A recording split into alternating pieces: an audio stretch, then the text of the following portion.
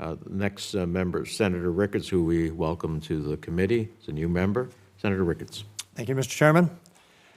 Taryn Lee Griffith was a 24-year-old mom from Nebraska who died in 2021 of a fentanyl overdose. Her father, Mike, said that once you met Taryn, you'd never forget her. She had a personality that drew people's attention the moment she walked into the room, and a big heart for others. The day that Taryn died, she was out with friends and took a pill that she thought was Percocet that was laced with fentanyl. And that's what killed her. Taryn's youngest daughter was just 6 months old when her mother died, and she has a 5-year-old half-sister, and they'll have to get to know Taryn through pictures and stories from family. Fentanyl, as I think we all agree, robs children of their parents and parents of their children. They rob communities of our friends, co-workers, and neighbors. From 2014 to 2019, most fentanyl entered the U.S. by the international mail directly from China. Now it's being shipped from China to Mexico, manufactured into pills at illegal labs, and then smuggled across the border. The Mexican cartels have taken advantage of the weak border enforcement to surge a flow of fentanyl to the U.S., with border agents and local law enforcement overwhelmed by the surge of illegal immigration. It's easier than ever to get for cartels to bring fentanyl into the U.S. Last fiscal year, the CBP seized 14,700 pounds of fentanyl. And I can tell you, as my experience as a governor, in the last 2 years of my administration, we saw the amounts of fentanyl, methamphetamine, and cocaine double, triple, quintuple as our state patrol confiscated as it came through our state. Until the Biden administration takes action to secure our southern border to stop the flow of illegal immigration and drugs, I'm afraid that this is going to be a bigger problem in the future. So my question is for Dr. Gupta. CBP reported 156,274 enforcement encounters on the border only last month.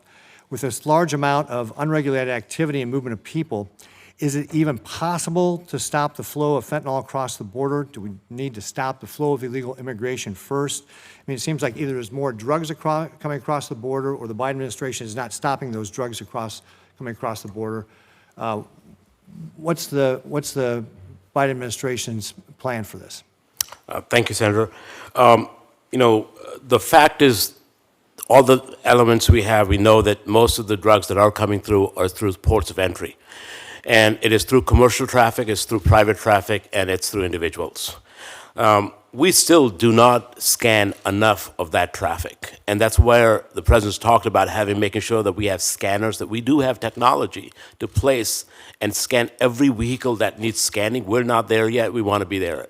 And that's the whole point. So when we see increased fentanyl, it's because we're applying technology. And I want to see every port have that technology and be able to scan every vehicle that we can coming in. But the problem, again, does not begin or end at the border. So we got to be working at ports in Mexico, which we are with the Coast Guard training CIMAR, the Mexican Navy, to make sure that they're doing their job, because they're the ones who are the control of the ports there to stop those shipments of precursors, but also the prepared product as well. Now, when I was down at the southern border, a couple of times as governor, one of the things in talking to the folks down there, they said, is that the cartels will push across a group of illegal immigrants in one location, thus drawing our resources off, and then push the fentanyl in a different location. Is that, so you're saying it was coming through the ports, but when I was on the border, that's not what I was hearing when I was down there.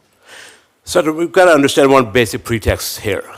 These are dispassionate businessmen, working men and women, going after profit. So what they deploy these technologies and these tactics to do all of these things. And every time we seize, we deny them the profits. The thing is, these are calculated losses. Instead of going through the unforgiving terrain, they want their retail product to get in the market and make money for them as quickly as possible, and that's where ports of entry make sense. Now, what we have to do is deny them just enough so it is no longer profitable and it no longer supports their operating capital. And that's the strategy that it's important to understand, that working where they're dependent upon their product to get through is exactly what needs to obstruct and disrupt that. We've talked about the CCP and some of the supply chain there. What's the Biden administration's thought on how we stop the CCP from not only violating our airspace with spy balloons, but also on the precursors in this very deadly drug? Senator, I've been several times to the border and will be going again. I've seen the tunnels, the subterranean tunnels, as well as marine drones and other aspects.